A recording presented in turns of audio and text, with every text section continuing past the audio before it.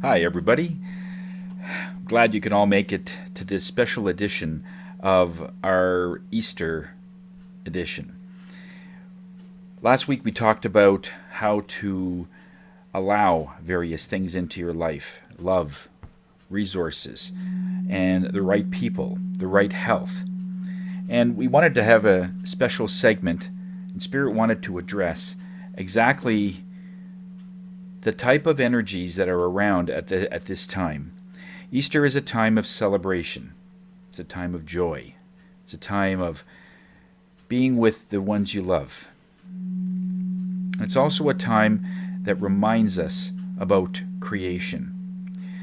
Without sounding too religious, its essence is there is a death that happened on Good Friday, that is today. And in that, the Son of God was crucified. And so there was a death on that Friday. And on the third day, which was the Sunday, he rose and resurrected on that day, on the Sunday. And this is a reminder for us that in ourselves there needs to be something that we don't want, that has to die before something new can come in. It is about creation in the end.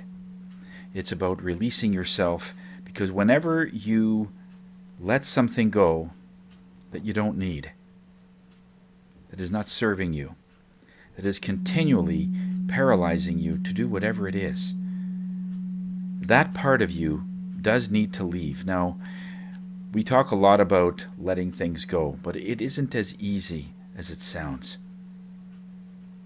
The letting go part really means that there's a part of you that needs to die. There's a part of you that needs to let this, whatever it is, whether it's guilt, regret, anger, fear, whatever it is, it's something that isn't your essence. It's latching on and paralyzing you for the fear of something that may happen. Most often it doesn't. But the fear is so strong that it inhibits creation. A womb has to be empty, ready for creation to begin. There's something in there. Creation can't happen. In the creativity part, it vibrates highly to the color of orange.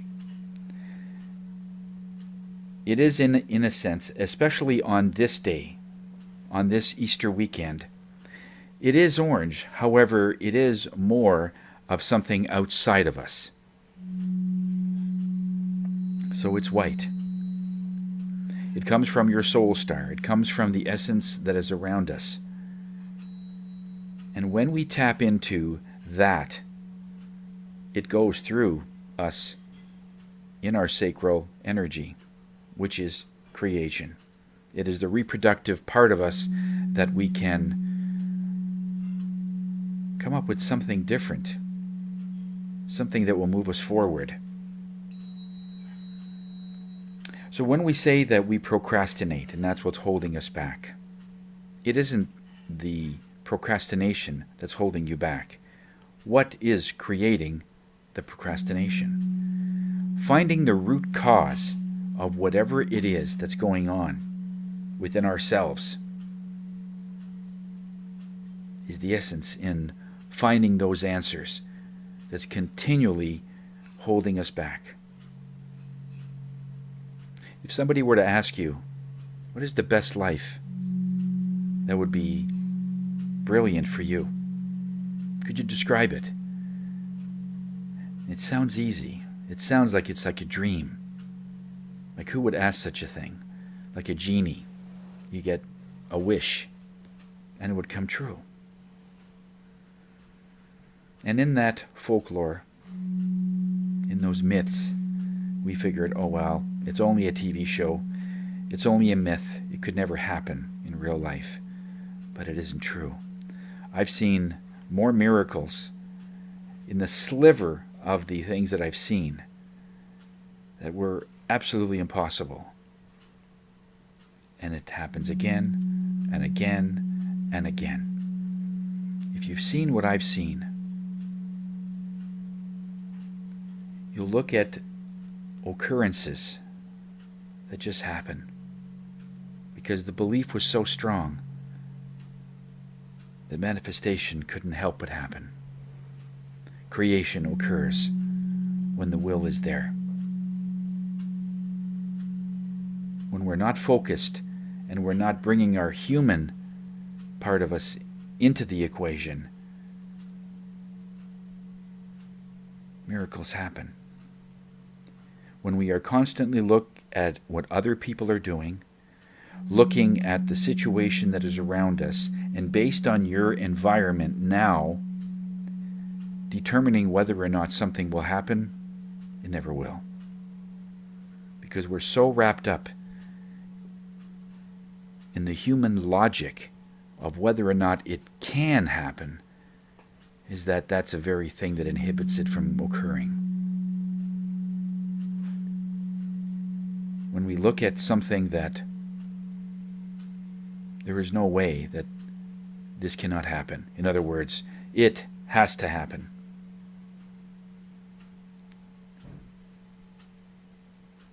And with all the things that we have heard and all the things that we have seen,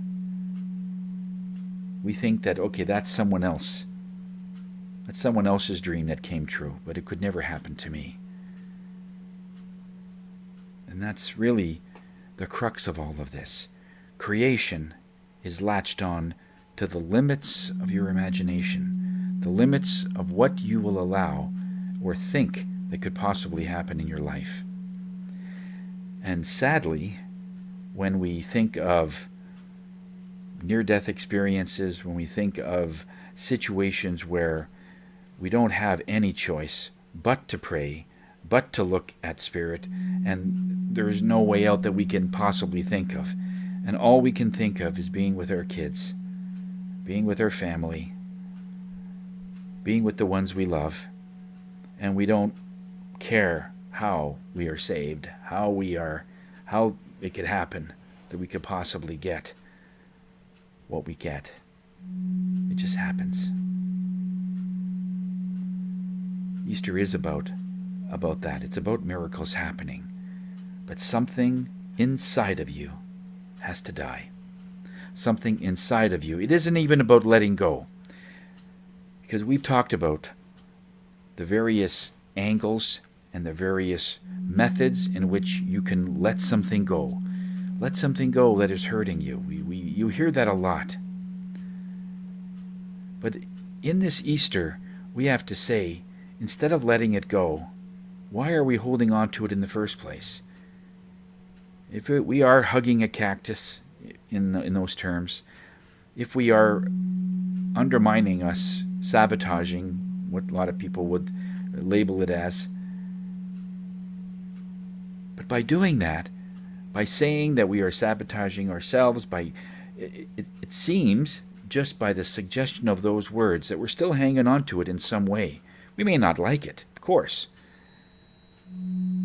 but it's there. So the question is, Spirit has, why is it still there? Because we think that by letting that part of ourselves go, we don't know what could possibly take its place.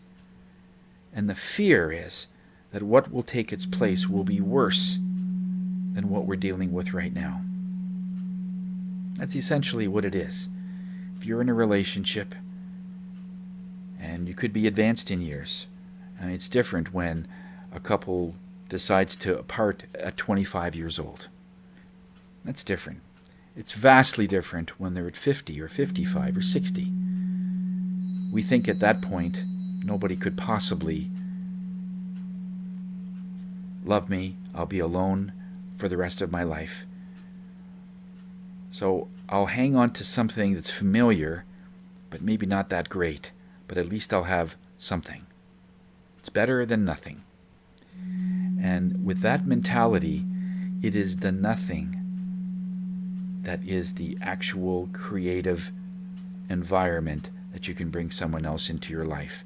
Because a great woman or a great man will not step forward as long as you are hanging on to, I can settle for this. It needs to go.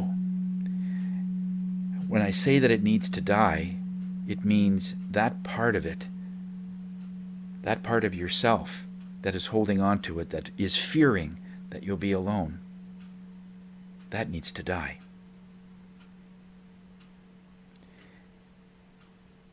You're holding on to the health part of yourself, thinking that, well, what could happen in a certain surgery? What could happen in a certain situation if I start? And there's always that hesitation that what I have right now, I could sort of live with. If somebody were to ask you, what would be the best life you could possibly imagine? From the surface, you could probably tell them. Bigger house, a nicer car, better health maybe, a chance to have some time, and then maybe enough resources, enough money so that you can travel, and you can be with your family. You don't have to worry so much about bills. But you see, all those words are also limiting, because we're giving this incredible story of how our life would be, and then giving these little caveats. Well, only if I have enough money. Well, only if I am healthy. Well, only if. There's so many ifs that it's almost a scapegoat, that if I'm not healthy, I knew it wouldn't happen. We're giving ourselves an alibi, a way out. Where else could it go? Because if it doesn't work out, then it means we were wrong. It means we were foolish to even think that something amazing can happen into our life. But if you're pushed and you were asked what would be the best part of your life that can be enhanced, improved, they give you a list of 3 or 4 things that you'd like to have in your life that would have actually some logical, spiritual, creative aspects that you would love to have in your life. It's how far can you dream? And they would grant it. Would you believe they would grant it? If we were told they would, what would you say? So it's time to take an action, time to take a stand, time to be at a point where you stop settling and start creating in your mind. Start believing that. And, Spirit is saying, if you have a better way that makes you feel better, in this Easter, look at it as there was a man that tried to rally people together so that he can believe in one creative source of energy. And no matter what anybody would say, whether they believe that or whatever happened on Easter, but it has lasted more than 2,000 years. Despite all of the cynics, despite all of the comments, there's still the majority of the population, the majority of the world believes that actually happened. It's very strong. I'm not here to convert anybody. However, this Easter, that's the theme, is what would you create in your life given the opportunity of just saying what you want?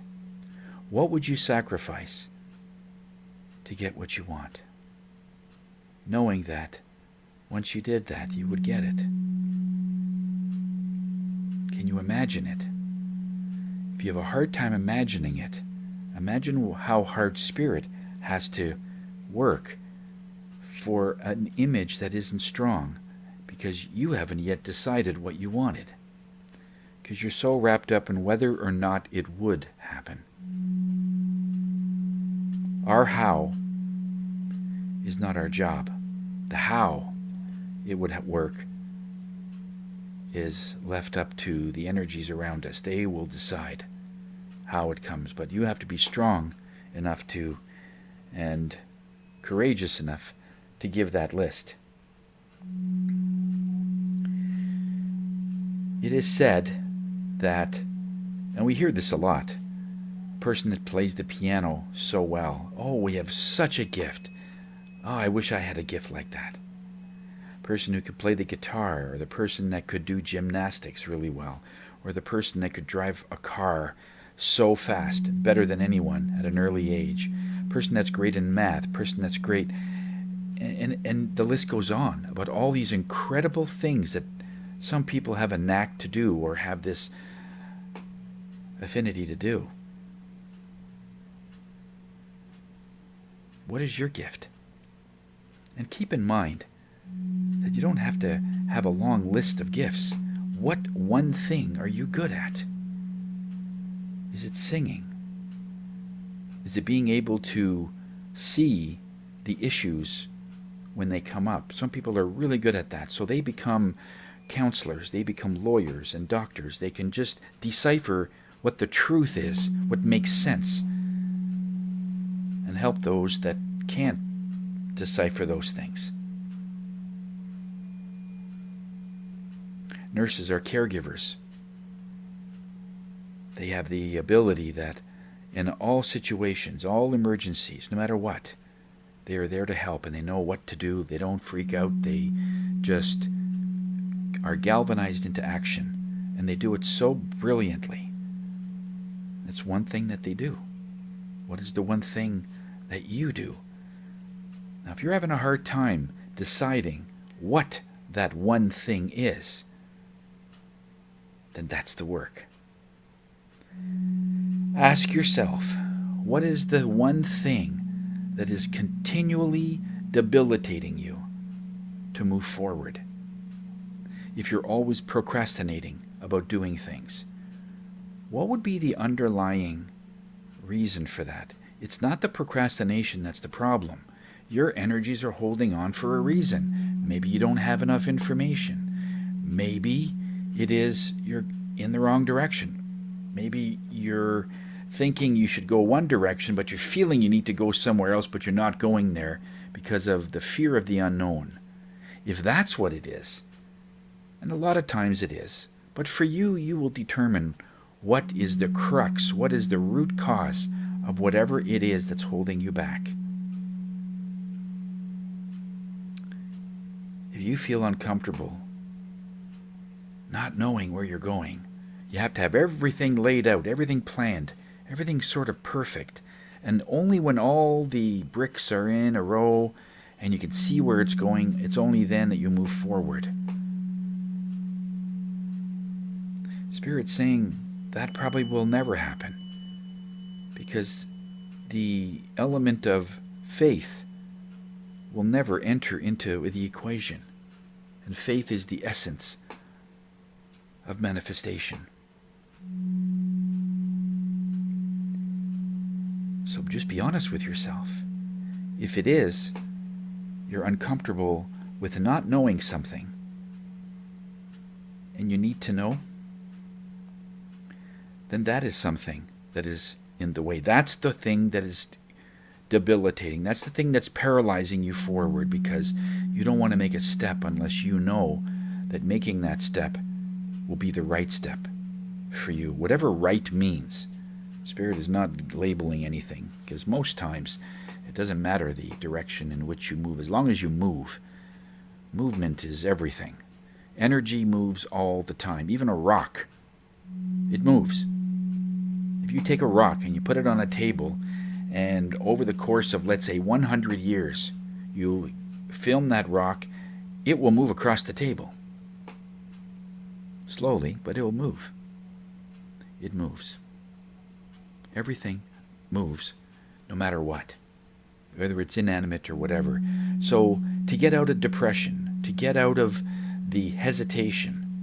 Movement is often the answer. So dance, sing, clean the house, start cleaning the windows, move around the house, get your house, get your environment at a point where you feel good. Movement has happened.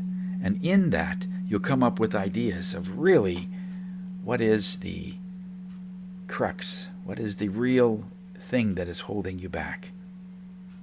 And if it is the fact that you need to know what's ahead of you, or that you need to know that once one relationship is over and you can start another one, and you're okay with not knowing, and if that's what you want, then that's what you ask for.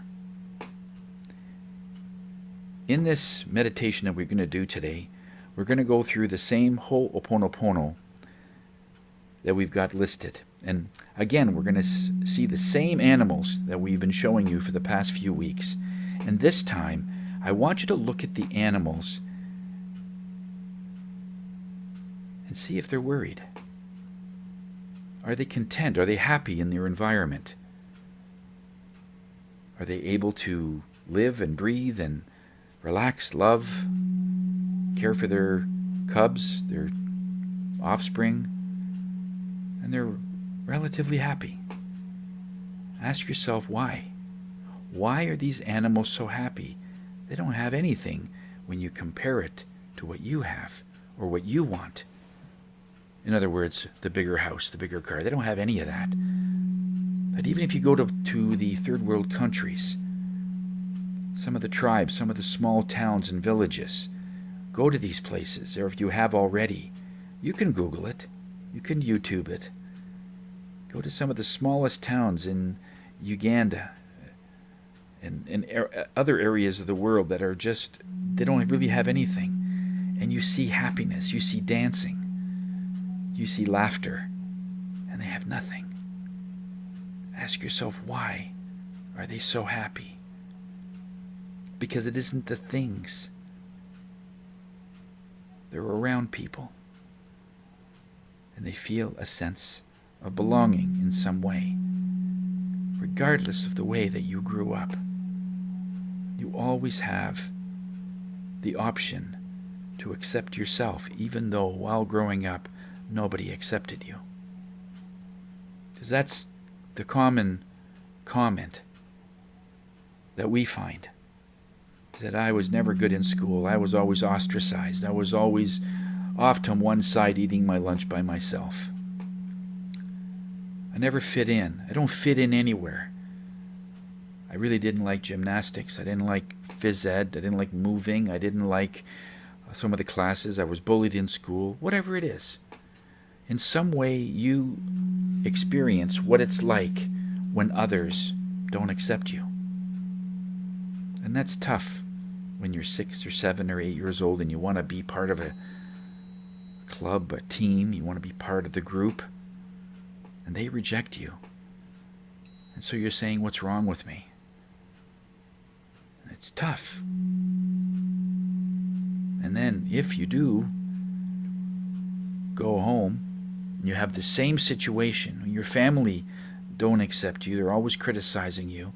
If you come home with good marks, they're saying you could have done better. And you can't please everybody. There's always someone disappointed. There's always somebody that isn't accepting you. And that has happened. You got to realize that whatever age you are right now, and if you're still experiencing that, if you're still experiencing this feeling, then all Spirit is asking, when are you going to stop? When are you going to stop with getting people to accept you first before you can accept yourself? Granted, we've said this before, but at this time in Easter, we got to realize that there isn't anyone like you. And you create and co-create because you are the magnet. You attract everything into your life.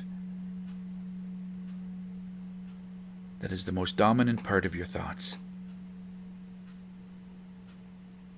If your most dominant thought is to live in tranquility, live in some sort of peace that would be wonderful, that no matter what, you just feel that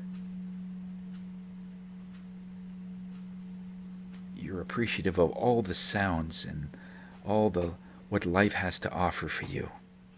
So look at those areas in your life that you feel could use some enhancement, could use some improvement. And if you've always experienced a sense of awkwardness, or that you're not thinking you're in the right path, or there's something about it that just isn't quite right, take a few moments now just to look at that and ask how you would want your life to be. Exactly. Because either way, you're going to work, you're going to enjoy, you're going to have fun, you're going to laugh, and all of those will take time. All of those will be experiences you'll have throughout your life. And it's important that when we look back, that they're happy thoughts. There's no point in having so much frustration in other people, looking at what they are doing. So many times I've heard that when people focus on other people, they're looking at energy through a lateral direction, this way, trying to feel better. And when we look at people that are constantly pushing our buttons, or constantly frustrating us, why did that person do such a thing? Why did they drive like that? Who parks like that? They're always looking at other people. Who, I don't know how they cooked. There's always comments, there's always judgment. And when we look at that in a real way, our vibration goes down. When we look at ourselves and don't compare, and we just, this is who we are, and you take it or leave it. Last week we talked about accepting ourselves, accepting the way our body is, and so on. And one of the comments were, and I quote, if you are so wrapped up in your weight, you're so wrapped up in the way you look, if you have fat thighs, let's say, in your estimation, then celebrate those. Because only when you celebrate your fat thighs is a fat thigh lover will come along. It will only when you celebrate the way you sing that somebody will come along and like it. There are some people, even now to this date, that do not like Elvis Presley. Didn't matter. There's so many more other people that do like his music. And it's the same go with any artist. Whether you paint, sculpture, sing, whether you do anything that touches the heart of somebody, touches the heart of people. If you're a life coach and you could, in a very short time, identify and get people looking at their own life in a positive way where no one else can do it, you've made a difference in that person's life. But if you're looking at it just as because you're a coach, this is the way you were trained, this is the way you do it, and everything's very mechanical, you're not going to have nearly the same results. Because there's no spirit in there. There's no intuition. There's just the static training that you were given by other humans. But who is teaching you beyond what the humans can take you? It is true that to get to a certain place, we have to take courses, we have to take enough education to get to a certain place so that we totally understand that field. But once you've hit that pinnacle, and you will, we always will, you can go to the top of your class, be the valedictorian in high school, and be all that in university, have your master's, and create honors. And after you're done, you've hit the highest part that that school system can give you. Who teaches you after that? Because you have to keep learning. And yes, experience will enhance that. But it takes so long. And it's all about mistakes that you make along the way. But is there a way that you can bring in a level of internal creation, that hunger for more, so that spirit can continue that training in a different way? I know when I hit my master's teaching certificate, which is the highest that I can be in my field, well, since then, that was about 8, 9 years ago. Well, since then, Spirit has taught me. And I've been able to tap in and learn some incredible things. And now I'm doing things that I was never taught. I'm actually teaching other students how to do long-distance tunings, which was never taught. But Spirit wanted me to go into that field so that we can do it globally. We can tune somebody around the other side of the world without either one of us leaving our homes. I kept asking, how else can I enhance my skills? Because I made a promise before I came into physical form that I was going to do a few things. And I was given one step at a time. You need to do this and this and this. You also promised this. And I get those along the way. I'm not given everything. It's only when one task is done that I move on to the next. And there's a never-ending enhancement field that you can constantly keep making things better and constantly keep creating. And that's what Easter's all about. Easter is about creation in all forms, to make yourself better. And to do that, something inside of you has to die. Something inside of you that's constantly debilitating you, that's constantly holding you back, and it has been doing it for years. When will enough be enough? That we need to just let this energy, part of you, just simply die and let it travel down the river. Let it, and it's a hard thing to explain, but when you feel it, you know what it is. If you have experienced this, it's a marvelous experience. It really is. But it is also uncertain. When we let something die, we don't know what's going to be replacing it. And so it has to be the faith that when a womb is empty, a new life can form. And how worse can that be? When something greater than you could possibly imagine can be created from emptiness. Literally, it is like that. So ask yourself, if there is something that is constantly holding you back, I want you to write it down on a piece of paper. Fear of failure, fear of success, fear of being rejected. These are all symptoms. When we go to the root cause, what is causing that? If it's an unknown, if it's a root cause, then in this video that we're going to show you after this, I want you to look at those parts of your life and parts of what is constantly holding you back, and you're hesitating. And oftentimes we know what it is, but we're hesitating to finally let it go. And all Spirit says is maybe the letting go isn't the answer, is letting it die. Because the energy that doesn't receive any attention, whether it's good or bad, if it doesn't receive your intention, will eventually die. The story is told about the Indian grandson that talks to his grandfather, and he says, "What is life all about?" The grandfather says, "Well, in our system, There's two wolves inside of you. There's a good wolf that helps you, nurtures you, and is loyal. Then there's a not so good wolf. This is the one that constantly bites, is angry, and constantly looks at tripping you up. The grandson thinks for a moment, and he says, well, which one lives?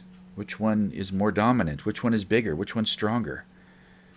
And without any hesitation, the grandfather said, it's the one you feed that gets stronger. When we feed into the fact that something is holding us back, but we don't do anything, that wolf is getting stronger because your attention is on it and it's winning. Because its purpose is to slow you down, is to stop you, is to make it so that you can't move forward. That's its job. So that you doubt yourself, and just a little bit of doubt is enough for you to stop you in your tracks. So it's winning. Even though you don't think you're feeding it, the very fact that nothing is happening, there's no action, it's getting stronger because it's still there.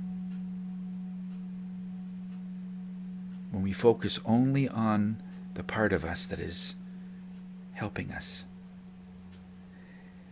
and it's rejuvenating us, we feel good, we feel excited, we feel wealthy, we feel healthy, regardless of the fact whether you can prove it or not. This is not about proof. This is about the mindset that you are already healthy. And even though you might be in a wheelchair, or even though that you have several physical things going on, say to yourself, for me, this is as healthy I am right now, but I can see myself getting better. I can feel my body creating antibodies, creating a new energy inside of me. Bone structure, all my organs are rejuvenating, and it can be getting better. I just have to feed it thoughts. And I want to do this.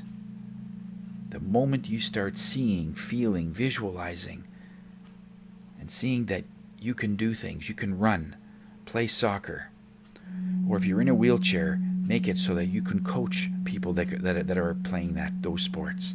Find a way that the optimum part of whatever it is, you don't have to physically do it, but to be at your optimum, let your body decide how it's going to do that. And when you look at it that way, because of action, because you're moving, because you're taking responsibility, that other lower energy becomes smaller and smaller. And eventually it will die to a point that you won't notice it. But it won't die completely, because it's always there in case you start to go down. In case you start to have a down day, then it perks up. But it's as small as it can get as far as the death as we are concerned. So feed the energies inside of you that makes you feel stronger, more vibrant, that you're always looking for some exciting thing. You know, when you can't afford any homes right now the price of homes are very expensive. And if you look at those right now, think of getting a home like that, receiving a home like that, letting that home in, getting another car, summer cottage. Just think of all kinds of wild things that you would love to have in your life. And the people that are looking at those, wondering, what are you thinking? How can you possibly do that? As soon as they said the word how, and you are looking at the how, it won't happen. You're too focused on it. The how is not our job. Our job is to create up here first. See it, feel it. It's the essence of Think and Grow Rich by Napoleon Hill. And Spirit channeled that entire book to this man in the 50s. That book is over 70 years old. And it's still one of the best books ever written. Because it goes to the essence of manifestation. And it goes to thinking and setting your mind up so things can be possible. And once it's possible, creation is right there. It's applicable as it was in the 50s as it is today. So this Easter, today, since today is Good Friday, look at a part of you that's holding you back, the root cause that's holding you back. And I want you to tell it, ashes to ashes, dust to dust, and give it a eulogy and say goodbye. Because as of today, that energy will go through the stages of death so that you can have an empty area there and let Spirit fill it with something else. And it's always going to be better.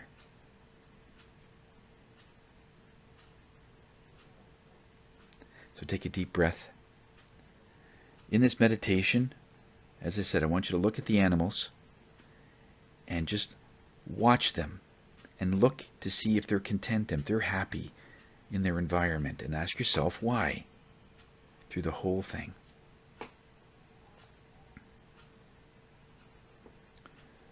Take a nice deep breath.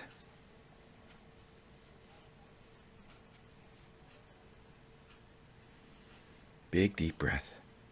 Breathe in the color orange and breathe out the color white.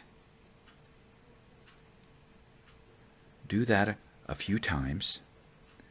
Then I want you to reverse it, because that's really what we're trying to do. Most of the things that were going on within you. So breathe in the color orange first. And when you do that a few times and you change it, then I want you to breathe in the color white and then breathe out the color orange.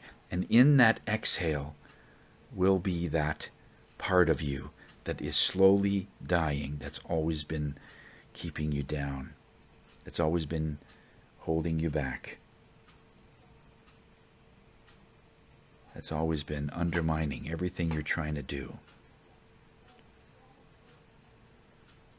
And as long as you still have doubt, there's another part of you that is still undermining you. And so find that energy through this next 20 minutes. And you will find it. So we'll see you in about 20 minutes. I love you. I'm sorry. Please forgive me. Thank you. I love you. I'm sorry. Please forgive me. Thank you. I love you. I'm sorry. Please forgive me. Thank you. I love you. I'm sorry. Please forgive me. Thank you. I love you. I'm sorry. Please forgive me. Thank you. I love you. I'm sorry.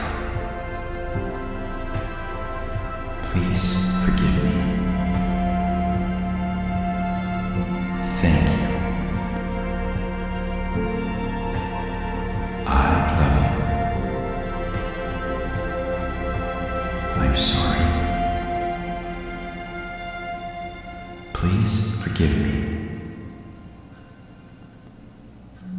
Thank you.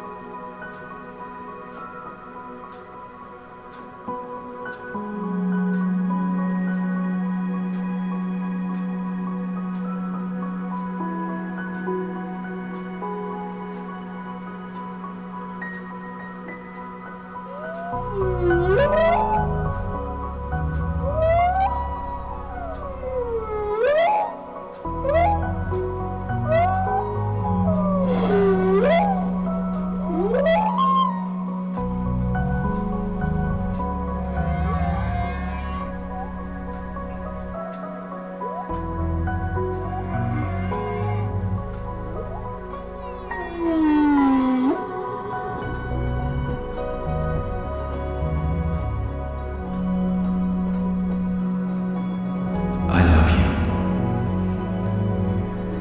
I'm sorry. Please forgive me. Thank you. I love you. I'm sorry. Please forgive me. Thank you. I love you. I'm sorry. Please forgive me. Thank you. I love you. I'm sorry. Please forgive me. Thank you. I love you. I'm sorry. Please forgive me. Thank you. I love you. I'm sorry. Please forgive me. Thank you. I love you. I'm sorry. Please forgive me. Thank you.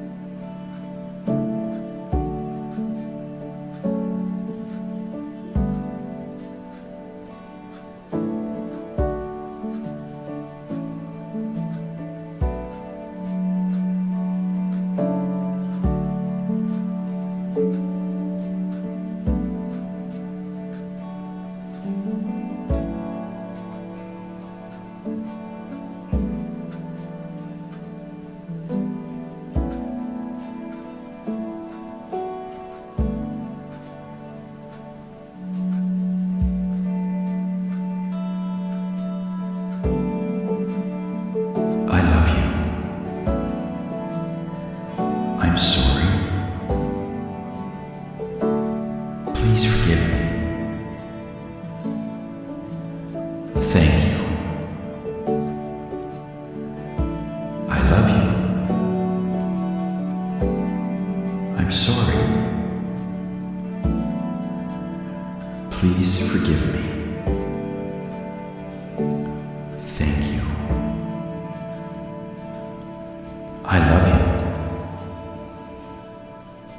I'm sorry. Please forgive me. Thank you.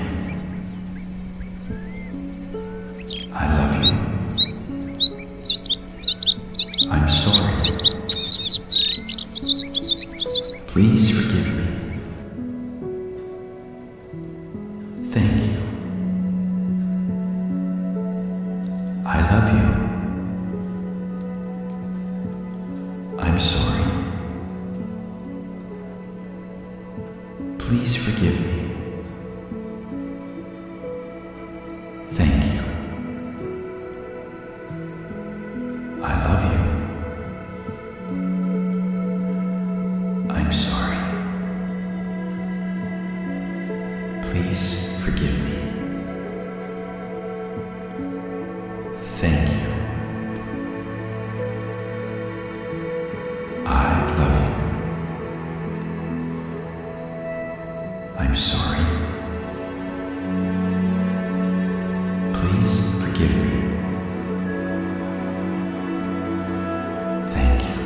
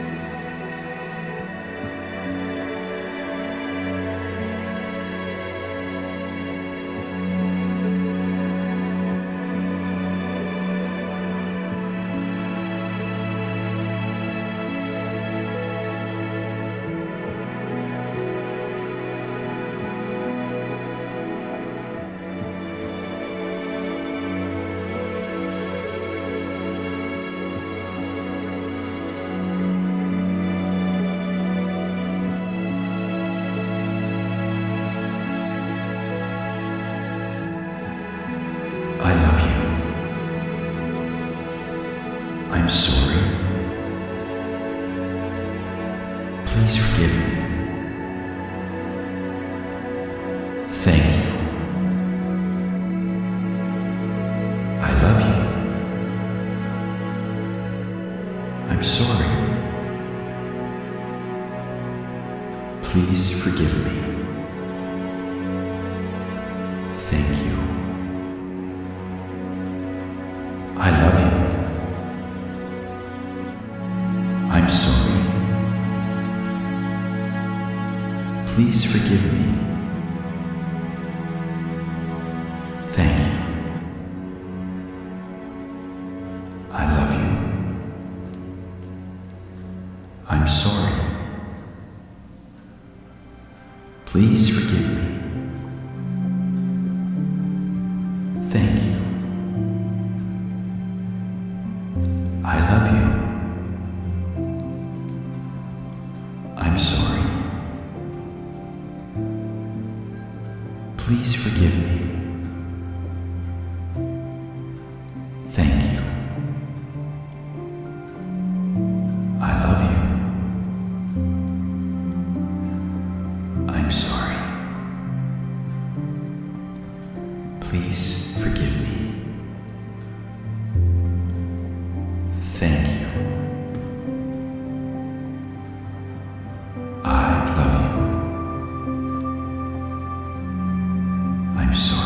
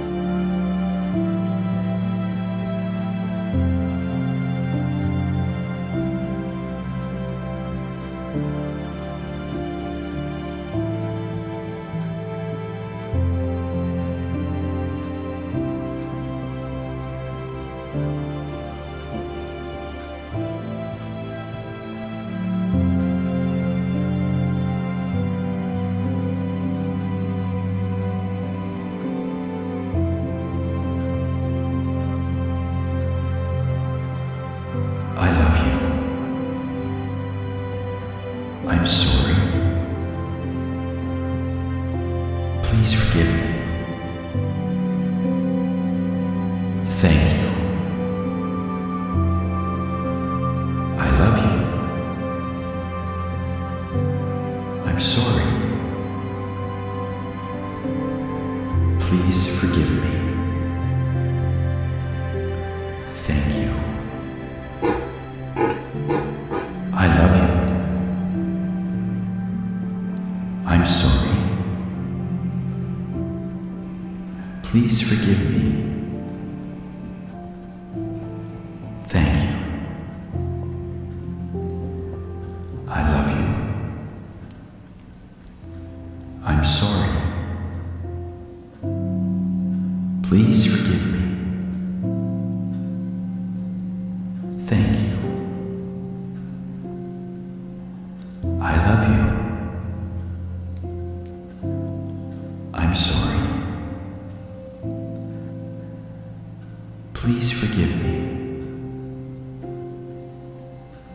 Thank you. I love you. I'm sorry. Please forgive me. Thank you.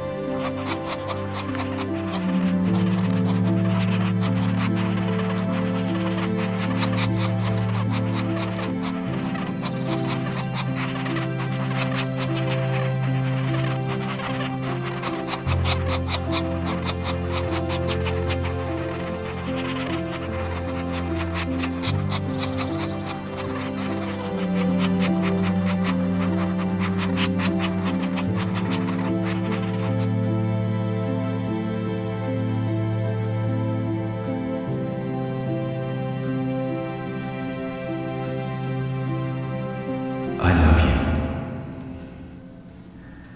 I'm sorry. Please forgive me.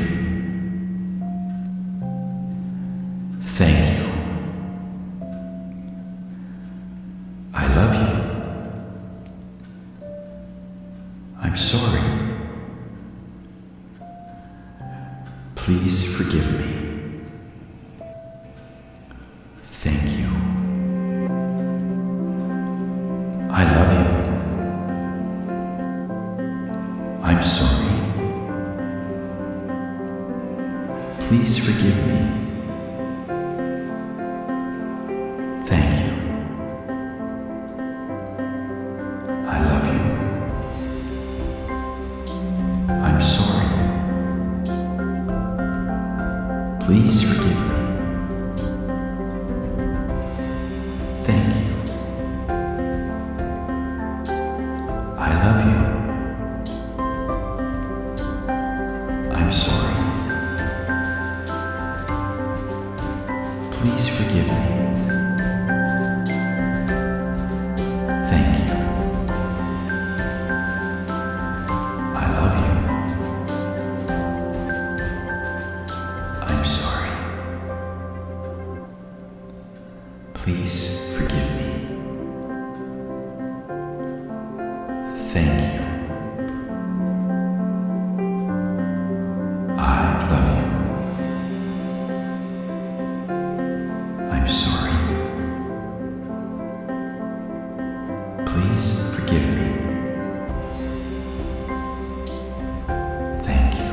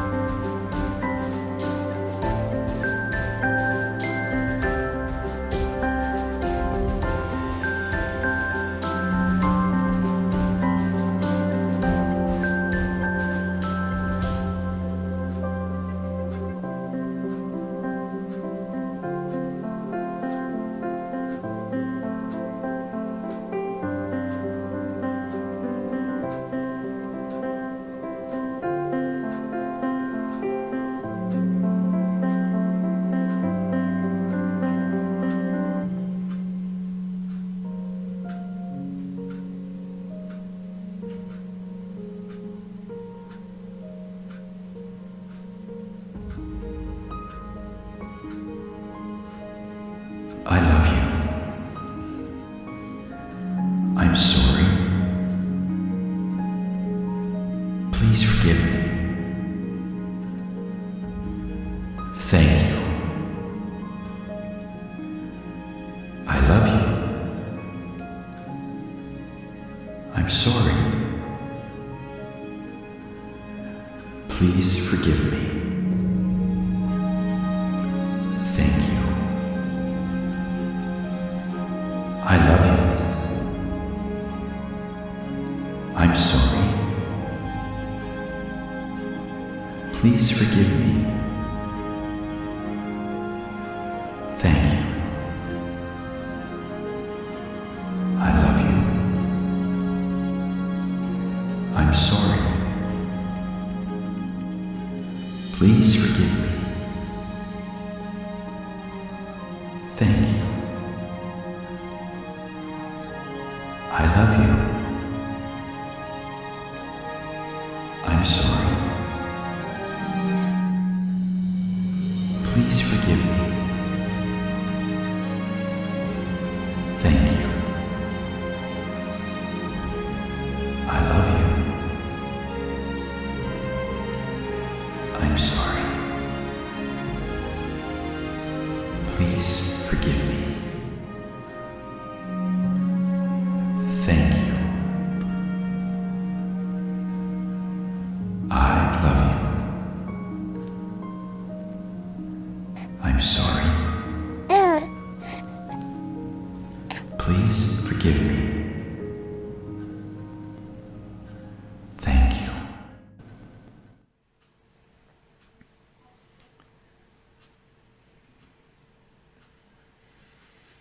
Okay, I want you to slowly come back to the place that you're in. I want you to remember what you saw, what you felt, what you sensed.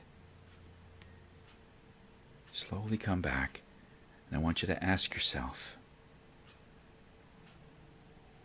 do you feel content? Or what do you feel? Do you feel that something has gone away, something has died that you didn't need? And so for the next few days, between today and Sunday, I want you to feel this emptiness, because this energy has drastically reduced itself. I don't want you to worry about what's going to go in there. I just want you to keep that emptiness, keep that void, keep that emptiness there.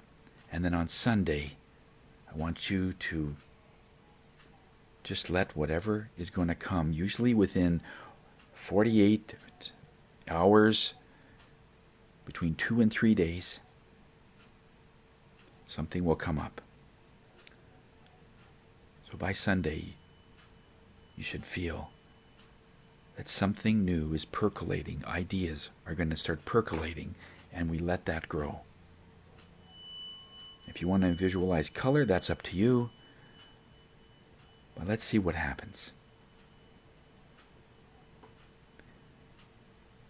Happy Easter, everybody. And know that Spirit is never far from you. Your ancestors, this incredible wave that you are on, you're not alone in doing this. And there's energies wanting to help at every step of the way. And I wish you and your family the happiest of Easter. And that happiness will follow you no matter where you are in this journey. Focus on yourself and let others be who they are. Give their energy to them. People will create the only way they can create. If they are manifesting what they don't want, it is not up to us to correct it. It's only our job to create ourselves and demonstrate to others how we do it. Because in the end, you're not doing it. You're letting it happen. Happy Easter, everybody. Take care. Bye.